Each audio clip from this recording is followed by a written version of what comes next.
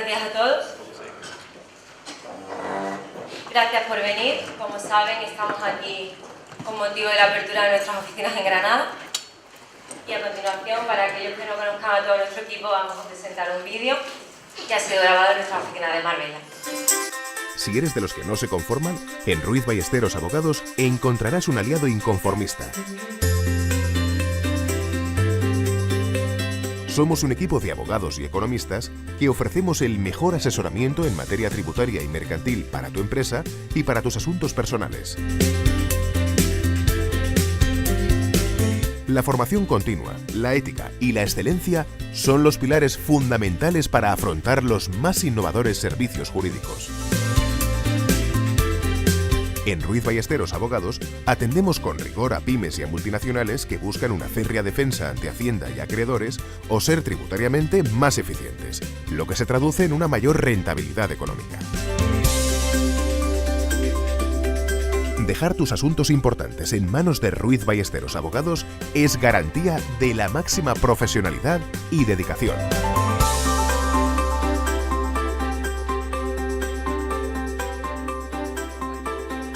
Ahora voy a dar paso a don Jesús Ruiz Ballesteros, quien ofrecerá una conferencia titulada ¿Por qué unas empresas funcionan y otras no? Don Jesús es economista licenciado en Navarra, abogado licenciado en Madrid, máster en tributación y máster en reestructuración empresarial por Garrigues, máster en Derecho Concursal, profesor colaborador del ISDE, Instituto Superior de Derecho y Economía, graduado en Alta Dirección por el Instituto Internacional San Telmo. Defendió su tesina en la Universidad de Granada ante el tribunal correspondiente, obteniendo el DEA en Derecho Financiero y Tributario con nota de sobresaliente, siendo el título de su tesina Intercambio Internacional de Información Tributaria y Paraísos Fiscales. Además, es colaborador habitual de Radio Intereconomía, en el programa Foro Fiscal. Miembro de la EDAF, Asociación Española de Asesores Fiscales, autor del libro Cómo rentabilizar su declaración de la renta, y desarrollador de la primera aplicación jurídica en España dedicada a la descarga de documentos legales. Asesor externo tanto de empresas nacionales como internacionales, experto en el sistema tributario español, fiscalidad internacional y derecho societario y mercantil. Y además, por último, es el fundador de Ruiz Ballesteros Abogados y Economistas. Y ahora, sin más dilación, os dejo con don Jesús.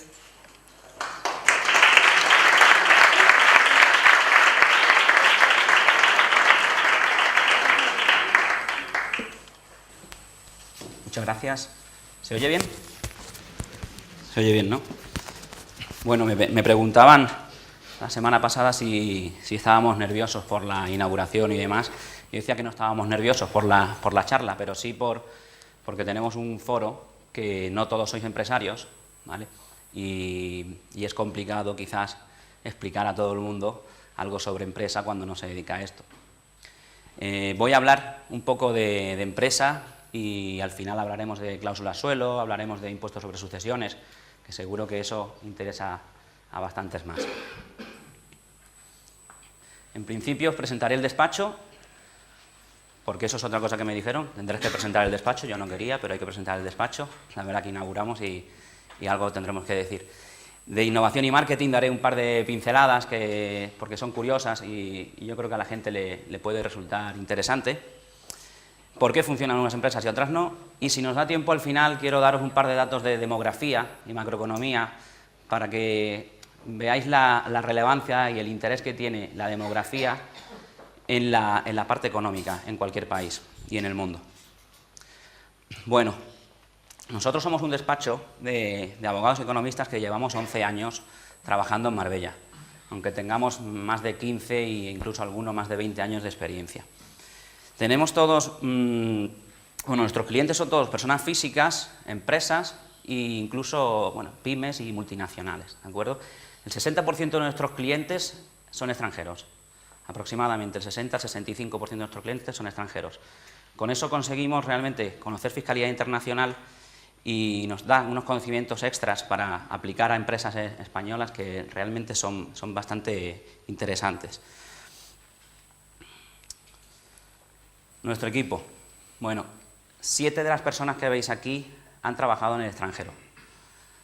Todos abogados, economistas especializados algunos con la doble titulación, especializados con máster o bien porque han preparado oposiciones a algún cuerpo como el de registrador del Estado o como profesores de facultad.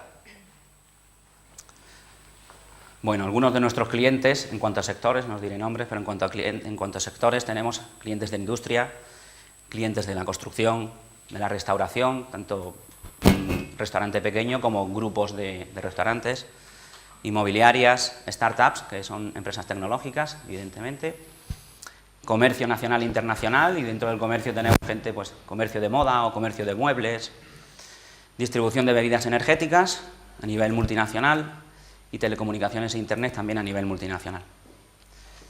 Nuestra facturación ha ido creciendo, como veis, desde 2006, en el año en que empezamos, e incluso en la época de crisis económica hemos conseguido mantener ese crecimiento. La verdad que eso, bueno, costó, pero es interesante conocerlo, y ahora hemos incluso diversificado nuestro tipo de ingreso. Al principio, como veis, en el 2006, que es el círculo de la izquierda, prácticamente todos nuestros ingresos venían de la parte contable y fiscal. Ahora, en el 2016, la diversificación en cuanto a servicios nos da lugar a tener ingresos de mercantil, jurídico, procesal, inmobiliario o tributario. ¿A qué dedicamos estos ingresos? Porque es también bastante curioso que hace 10 años apenas dedicábamos dinero al marketing y nada a la innovación. Sin embargo, ahora, al principio, la parte de la izquierda veis que no hay nada naranja, que son sueldos y seguros sociales, es la mayoría, es lo normal en un sector de servicios, ¿vale? Porque en el año 2006 estaba solo. Pero en el 2016, si veis todos estos de aquí, son aproximadamente un 25% de los ingresos que dedicamos a informática, formación del personal, innovación y marketing. Y paso a la parte de innovación, precisamente, porque desde luego el que no esté al día en la innovación está fuera de juego o se quedará fuera de juego en muy poco tiempo. Decía Peter Drucker es un abogado y filósofo austriaco, murió en el 2005, vivió 96 años y trabajó en Londres, en Estados Unidos y para muchos, para bancos y para grandes empresas, ¿no? Decía, solo hay una definición válida del propósito empresarial: crear un cliente. Es el cliente el que determina el negocio, y es por eso que solo hay dos funciones básicas en los negocios: el marketing y la innovación. Si veis, decía que es el cliente el que determina el negocio. Sin darnos cuenta, cualquier empresa, en la forma en que, desde que empieza, en la forma en que pone su negocio, que pone su local, que lo diseña, que lo decora, en el sitio físico en el que lo pone, está eligiendo a su cliente. En principio está eligiendo a su cliente, y él tiene que ir incluso rechazando clientes si lo veis necesario, los que tengáis empresas, si lo veis necesario. No todo el mundo va a ser vuestro cliente, ¿de acuerdo? Y no todo el mundo tiene por qué ser vuestro cliente. Bueno, os voy a poner un vídeo de innovación de una empresa, desde luego puntera en innovación, como es Amazon, ¿vale? Advierto que el vídeo, da un poco de reparo al principio verlo, o los que no lo hayáis visto, si es la primera vez que lo veis, puede que dé un poco de reparo.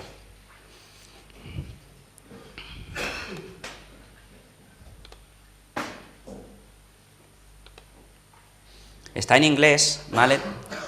Le he puesto los subtítulos en español, pero realmente lo importante se entiende perfectamente, ¿vale? Y si no, ahora os traduzco algo. 4 years ago, we started to wonder, what would shopping look like if you could walk into a store, grab what you want, and just go? What if we could weave the most advanced machine learning, computer vision, and AI into the very fabric of a store, so you never have to wait in line? No lines, no checkouts, no registers. Welcome to Amazon Go. Use the Amazon Go app to enter. Then put away your phone and start shopping. It's really that simple. Take whatever you like. Anything you pick up is automatically added to your virtual cart. If you change your mind about that cupcake, just put it back. Our technology will update your virtual cart automatically. So, how does it work? We used computer vision, deep learning algorithms, and sensor fusion, much like you'd find in self-driving cars. We call it Just Walk Out technology. Once you've got everything you want, you can just go. When you leave, our Just Walk Out technology adds up your virtual cart and charges your Amazon account. Your receipt is sent straight to the app, and you can keep going. Amazon Go. No lines, no checkout. No, seriously.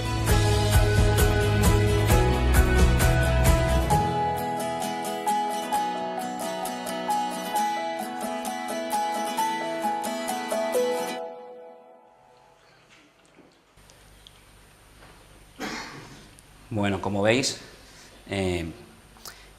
impresiona, o parece que impresiona un poco, ¿no? Y seguramente todos piensen que nos van a dejar a todos en el paro y demás porque no hay cajeros, etcétera, etcétera.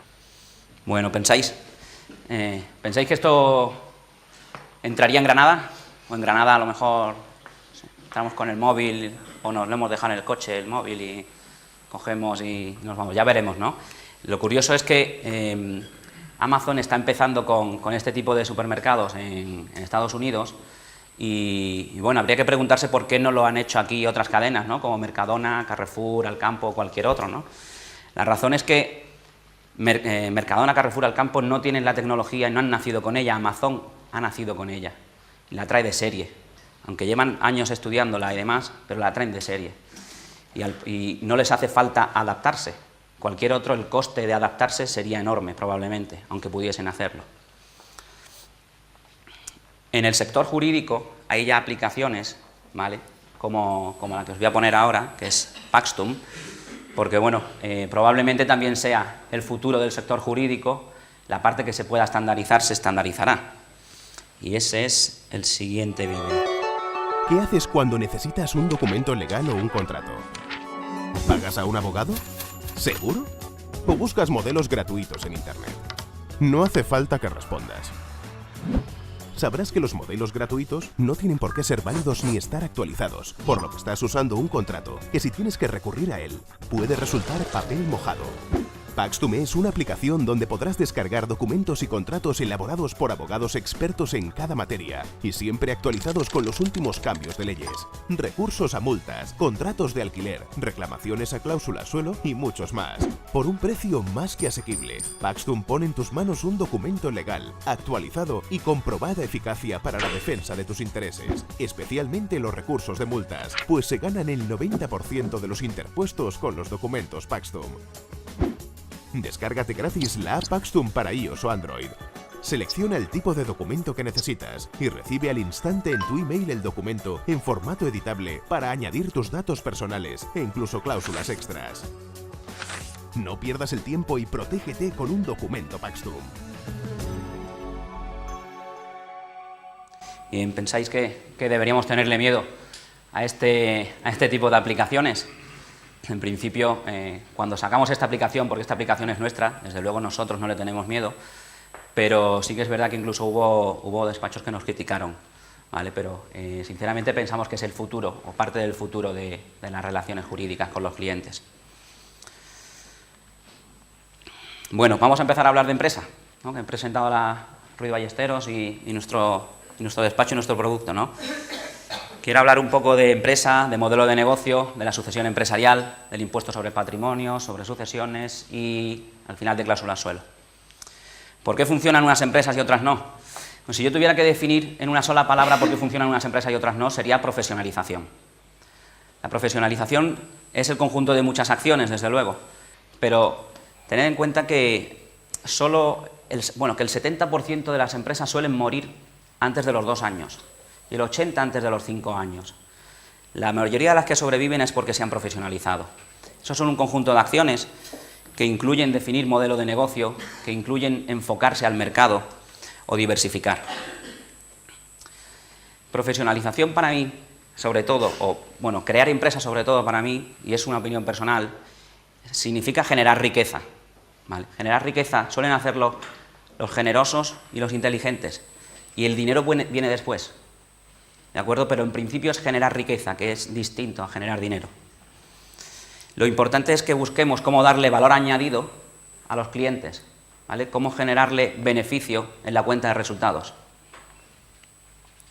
La orientación al mercado lo que consigue es, bueno, deberíamos traspasar la idea de orientación al mercado a todo el grupo de personas que componen la empresa, y lo que consigue al final es que tanto ese grupo como los clientes estén más satisfechos y sean más leales a la empresa. En cuanto a modelo de negocio, vamos a ver, modelo de negocio yo lo definiría como aquello que debes hacer al principio, y bueno, es como la definición de tu propia empresa, ¿de acuerdo? Y a realizarla cuanto antes posible y comunicarla a todos los miembros de la organización. Hay distintos modelos de negocios, yo os he puesto aquí unos pocos, ¿vale? Podríamos hablar de subcontratación versus elaboración interna. Por ejemplo, un restaurante que subcontrata la lavandería, ¿vale? Cuando van creciendo, algunos restaurantes que tengan 4 o 5 locales suelen tener una lavandería propia, en algunos casos, si ven que es rentable y demás, ¿vale? En ese caso estarían haciendo ya elaboración interna. Fabricación propia, marca blanca. Seguro que hay en el polígono Juncaril algunas empresas que trabajan o fabrican conservas para Mercadona, de la marca Hacendado o de cualquier otra, ¿vale? Para Mercadona, Carrefour, algunos de estos y demás, y posiblemente hagan sus propias marcas o no. Hay empresas que se dedican solo a fabricar para otros y hay otras que hacen un mix, ¿vale? Para profesionales o consumidores finales. No es lo mismo vender, hay empresas a las que no les puedes comprar directamente, porque tienes que ir al distribuidor y ellos son fabricantes. Elegir si vas a querer tener muchos clientes pequeños o pocos y grandes. Si das crédito a clientes o si cobras al contado. Cualquier tienda de muebles puede dar crédito a clientes o puede cobrar al contado. Este tipo de detalles son importantes porque la relevancia en la cuenta de resultado al final hay que calcularla. Si yo estoy dando un 5 o un 6% de crédito, bueno, lo cobro, o si no lo cobro, o si cobro al 0%, pero a 3 meses, tendré que calcular qué supone para mí esos 3 meses de financiación. Ocurre también en el sector jurídico, despachos que no cobran hasta que llega una sentencia y demás, estás financiando al cliente. Delegaciones propias o distribución externa, como puede ocurrir con cualquier agencia de seguros. Internacionalización o mercado nacional, el Corte Inglés que tenemos aquí al lado nunca se ha internacionalizado, por ejemplo. Tiendas propias o franquicias. Zara tiene tiendas propias y McDonald's o 100 montaditos son franquicias. Bueno, ¿qué es esto? Este es el carajillo, ¿sabéis? Muchos desayunaban carajillo con café. Bueno, ¿sabéis lo que ocurrió con el carajillo con la crisis inmobiliaria? Las ventas de carajillo disminuyeron un 50%, ¿vale? ¿Por qué? Porque todos los albañiles desayunaban carajillo. Entonces, para algunos sectores o para algunas empresas, tener un solo cliente o un solo sector como cliente, pues oye, cuidado, porque si cae ese sector, puedes caer tú, ¿vale? Y esos números en unas empresas de estas pueden hundirla completamente. Así que sería interesante poder diversificar. Bueno, voy a hablar de pactos entre socios, que es una parte importante en las empresas, ¿no? Como he dicho, algunas no llegan a los 5 años y la verdad es que el 90% de las empresas, cuando caen, suelen caer por razones personales, porque no llegan a estar de acuerdo socios, o porque no saben cómo continuar o simplemente quieren vender, ¿no? Y en cuanto a los socios, lo cierto es que pueden surgir discrepancias, tanto si la empresa va mal como si la empresa va bien.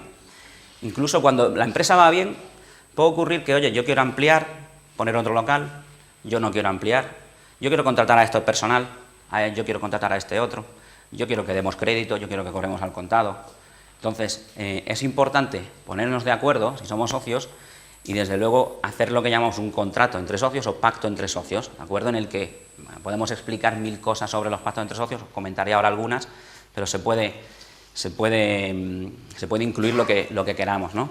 Para mí lo primero siempre es la empresa, por encima de cualquier socio, ¿de acuerdo? Y si pensamos que lo primero es la empresa, al final cualquier pacto que hagamos realmente estaremos enfocándolo en la dirección probablemente correcta. Por ejemplo, ¿qué es esto? Esta es la viuda negra, si la conocéis, la araña. Y no sé si alguno ha tenido que negociar en alguna ocasión con una viuda, ¿vale? Porque cuando tú eres socio y se muere tu socio, y sobre todo si tu socio tenía una mujer con hijos pequeños, menores de edad, probablemente sea la negociación más complicada que tengáis en vuestra vida como empresarios. Porque tened en cuenta que a ella se le ha muerto el marido y a los hijos se le ha muerto el padre. Y si tú dices que la empresa vale X, ella va a pensar que vale X por 7, siempre. Y ahora sácala tú de la idea de X por 7. ¿Vale? Entonces, lo que hacemos en los pactos entre socios normalmente es valorar las participaciones antes de, o decir cómo se valoran las participaciones de la empresa, para que cuando ocurra esto, yo le diga a la viuda, mira, es que tu marido dijo que se valorasen así, si esto ocurría. Y evitamos, desde luego, en muchos casos evitamos la muerte de la empresa. Este es otro tipo de pacto entre socios, la ruleta rusa. Le llaman ruleta rusa o pacto andorrano. Se utiliza mucho cuando los socios están al 50%. Tenemos dos socios que, si no se ponen de acuerdo, la empresa se queda paralizada, porque si la mayoría no está de acuerdo en aprobar cualquier acción, no se puede llevar a cabo. Este consiste en que uno de los socios dice el precio y el otro socio dice si compra o si vende por ese precio. Con lo cual, en principio, parece bastante justo el precio que darías, ¿no? ¿Y si la empresa es familiar? Bueno, si la empresa es familiar, más complicado todavía, porque en la empresa familiar hay hijos, los hijos se casan y tienen otros hijos, y uno llega a su casa y su mujer le cuenta lo que le tenga que contar, y habla cuando vuelve el lunes al trabajo, le suele decir, oye, a nuestro hijo hay que meterlo en la empresa. Entonces, pues empiezan las posibles discusiones sobre si metemos al hijo en la empresa, si no metemos al hijo en la empresa, porque es que tu socio o tus dos socios también tienen hijos, ¿vale? Y unos pues, habrán estudiado una cosa, habrán estudiado otra cosa, otros no habrán estudiado nada, dependiendo de lo que tengamos, ¿no? Hay muchos ejemplos, ¿no? Y no me quiero ir a las grandes empresas, al grupo Inditex o algo así. Yo quiero centrarnos en cualquier tipo de restaurante, por ejemplo, o grupos de restaurantes que seguro que conocemos, cadenas de 4 o 5 restaurantes, en las que yo conozco unas que empezaron 4 hermanos y esos han tenido hijos y algunos de ellos pues quieren trabajar, y lo que han hecho es que ya seas jefe de sala, camarero, director comercial, director de compras, les ponen el mismo sueldo a todos. No se sabe bien por qué, pero le han puesto el mismo sueldo a todos. Con lo fácil que es definirlo al principio, ¿no? Oye, si vas a ser camarero, este sueldo. Si vas a ser ayudante de camarero, este sueldo. Si vas a ser el jefe de sala, este otro. Si vas a ser el director general, este otro sueldo. Independientemente de eso, nadie te va a quitar las participaciones de la empresa, porque es tuya. Y las heredarás, las tienes que heredar, ¿vale? No hay ningún problema en acordarlo. El problema es no hacerlo cuanto antes, porque si lo haces cuando ya estás casado y ya tienes 3 hijos y tus socios tienen otros 3 y demás, pues ahí sí puede generar un problema. Sin embargo, cuando tu mujer te dice, oye, que tienes que meter a mi hijo y demás, tienes que meter al hijo, le vas a enseñar el sueldo según el puesto que tiene, directamente. Bueno, que sepáis que ocurre en cualquier familia, ¿de acuerdo? Y lo ideal, a esto le llamamos hacer un protocolo familiar. Incluso en las mejores familias puede haber problemas, ¿no?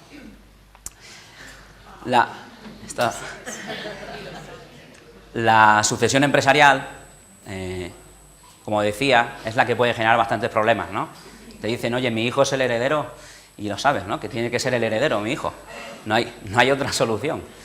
Bueno, yo lo que digo es que no tiene por qué ser el heredero tu hijo, ¿de acuerdo? Tu hijo tiene unas capacidades, las habrá desarrollado, y probablemente las empresas familiares hayan llevado a la formación del hijo a que efectivamente sea el heredero, ¿no? O alguno de los hijos. Pero bueno, en ocasiones, y aquí sí hablo de Grupo Inditex, no sé si habéis visto que Grupo Inditex, Amancio Ortega, lo que hizo es fichar a Pablo Isla. Tiene 2 hijas y un hijo, pero fichó a Pablo Isla Y 7 años después de ficharlo, lo hizo presidente del Grupo Inditex, ¿vale? Y, vamos, parece que el Grupo Inditex va bien, no es que vaya mal. Eso no empece para que los hijos hereden las participaciones de Amancio Ortega y sigan siendo los propietarios. Y si es necesario, algún día digan, oye, no quiero a este director general o no quiero a este presidente, y como yo tengo la mayoría, pues lo vamos a cambiar, ¿vale? Habrá que ver, se pueden hacer consejos de familia, consejos de administración, y eso puede ser distinto a la propiedad de la empresa. Bueno, impuesto sobre sucesiones. Vamos a pasar al impuesto que yo creo que quizás interese más y además está bastante candente en los periódicos, en Andalucía especialmente. Este es los tipos que tenemos en Andalucía. No sé si se ve bien, pero a partir de 800.000 euros hay que pagar el 36,5%, que no está mal. No está mal, el 36,5% a partir de 800.000 euros. Y bueno, parece que no, pero bastante más gente de lo que os podéis pensar, en cuanto tiene 3, 4, 5 pisos, supera esos 800.000 euros. Tenemos unas deducciones por heredar la vivienda habitual, ¿vale? Que depende de las cantidades y demás de esa vivienda, del valor de esa vivienda. Y una serie de relaciones con el causante, con el fallecido, ¿no? Oye, pues no es lo mismo ser hijo, tener menos de 21 años, o tener más de 21 años, o ser el cónyuge, o ser sobrino, o ya ser extraño, ¿vale? Y esto de ser extraño no es que se da bastante. Yo os he traído un ejemplo de una clienta que heredó 2 inmuebles. Uno de ellos valía 1,5 millones. Bueno, Hacienda lo valoraba en 1,5 millones. Ella dice que valía 1,100,000. En cualquier caso, estuvimos recurriendo, como veis, ella estaba casada, perdón, no estaba casada, vivían juntos desde hacía 25 años, pero nunca se habían casado oficialmente. Y por eso, Hacienda le aplicó el coeficiente 2 de extraño, ¿vale? Con lo cual le salía 838.000 euros de cuota, era un 68% el impuesto, era el 34% en aquel momento, porque esa mujer era no residente, por 2, 68%. Y en principio, decía Hacienda, confirmo en todos los extremos la anterior propuesta y tenía que pagar 838.000, le llegó un recargo del 20%, hasta 940.000 euros, recargo que recurrimos, en principio nos dieron la razón por el recargo, se lo quitaron, pero ella, asustada, acabó vendiendo el piso del 1,100,000 para pagar los 838.000 euros. Mientras tanto, nosotros seguíamos recurriendo. Y 3 años después, el Tribunal Económico Administrativo Central nos da la razón y acuerda estimar anulando la liquidación impugnada. Y a esta señora le devolvieron los 838 más 100.000 euros en intereses, le devolvieron 940.000 euros. Este recurso no se ganó porque la liquidación estuviese hecho mal. La liquidación estaba bien hecha. Hacienda había liquidado bien el impuesto. Este recurso se ganó por un defecto de forma, porque Hacienda también se equivoca, ¿eh? Y habían errado en el tipo de procedimiento que tenían que utilizar. Utilizaron un procedimiento equivocado, nosotros lo vimos, y nos dieron la razón, el tribunal. Bueno, otra de las partes interesantes del impuesto sobre sucesiones es la renuncia a las herencias. He escuchado y en prensa hemos visto que hay como 3.000 personas al año que renuncian a su herencia. Y es cierto, porque, entre otras cosas, porque los datos vienen de la Dirección General del Registro y Notariado, es decir, los notarios dicen, oye, hoy he firmado una escritura de renuncia pura y simple y la envío, ¿vale?, para que se cuente como una más. Bueno, lo que dice aquí la Junta de Andalucía, o bueno, no por romper una lanza en favor de la Junta de Andalucía, pero algunas de estas renuncias no son porque no pueda pagar el impuesto, sino son por lo que voy a explicaros. El impuesto ahora mismo, antes eran 175, han subido a 250.000 euros la exención. Es lo que está exento. Si heredas por menos de 250.000 euros, no pagas nada, ¿vale? En este caso, por ejemplo, tenemos el padre fallece y heredaría su único hijo, supongamos que son 400.000 euros lo que hereda.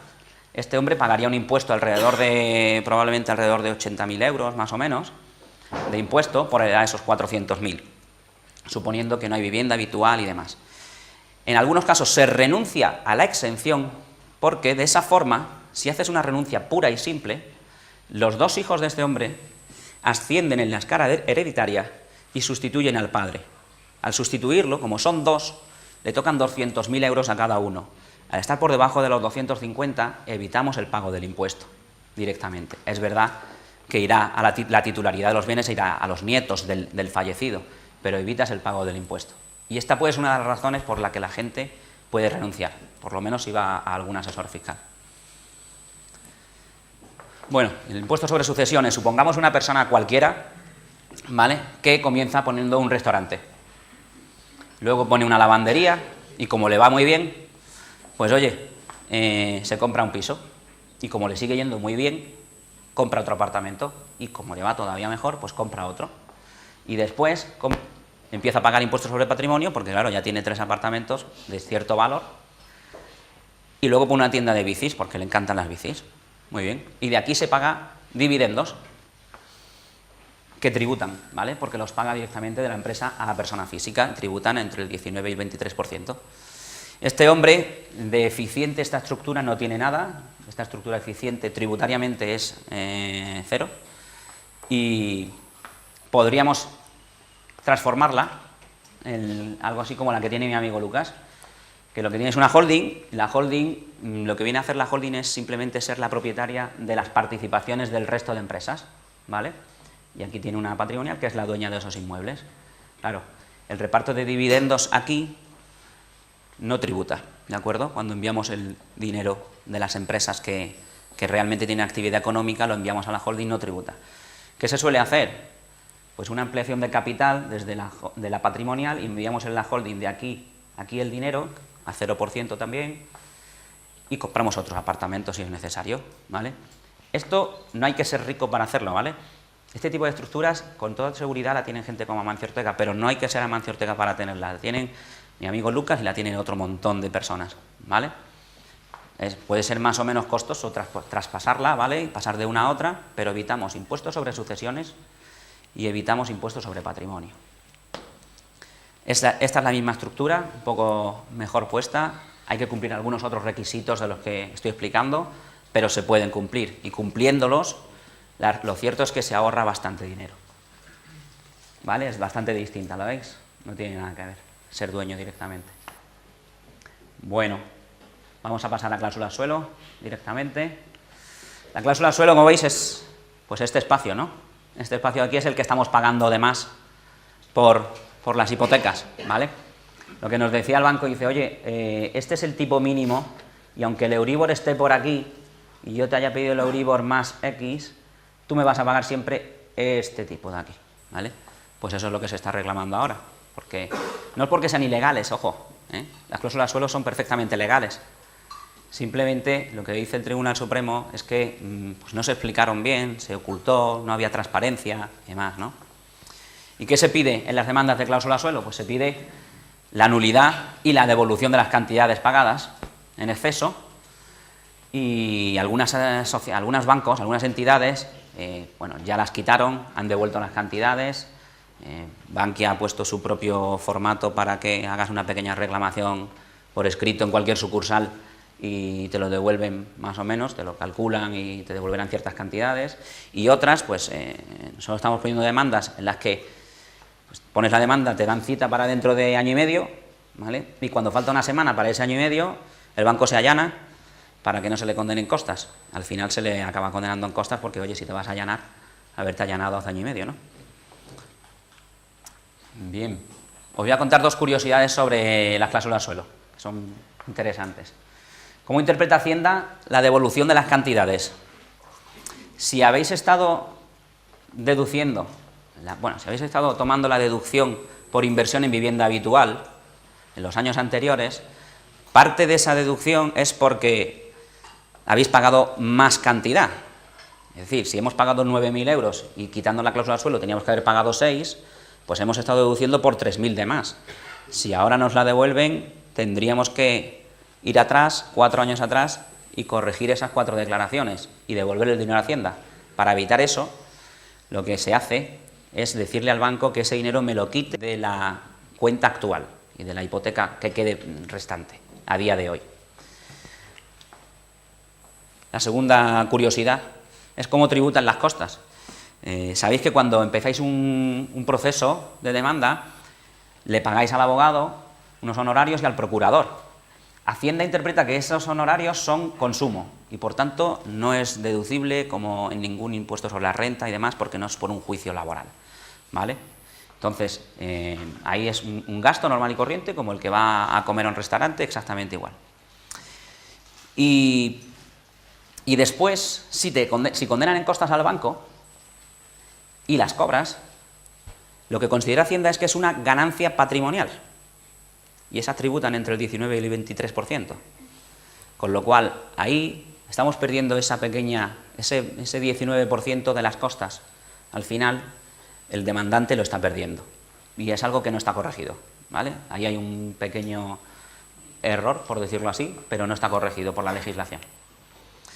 Bueno, como creo que vamos bien de tiempo, os voy a dar 2 datos que a mí me resultan curiosos sobre demografía y su influencia en la economía. En el año 2050, el 80% del sureste asiático, es decir, China, será clase media. Habrá que plantearse si le vamos a vender algo a los chinos, ¿vale? Porque no todos ellos son clase media ahora, y si van a aumentar su nivel económico, bueno, es cuestión de planteárselo y quizás venderle algo.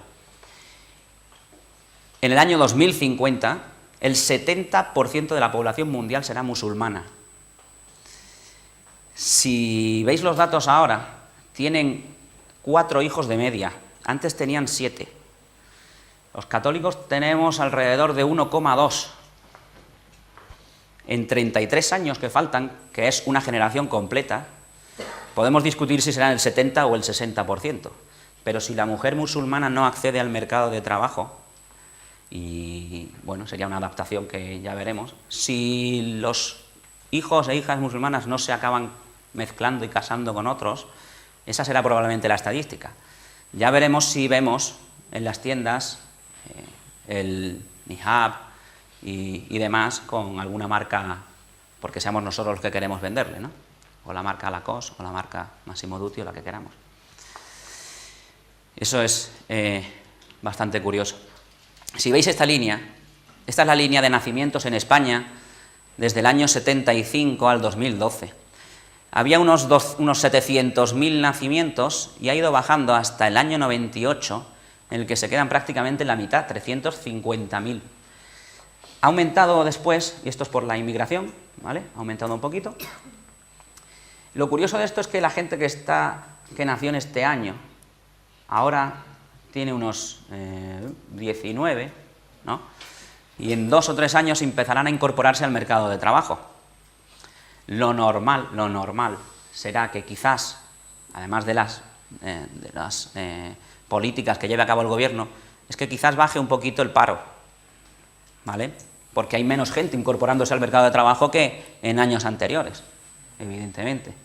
Lo normal será que nos cueste mucho más trabajo encontrar licenciados o ingenieros, porque hay menos gente estudiando en principio, y quizás esos tengan sueldos más altos o vuelvan los que han salido fuera, ¿vale?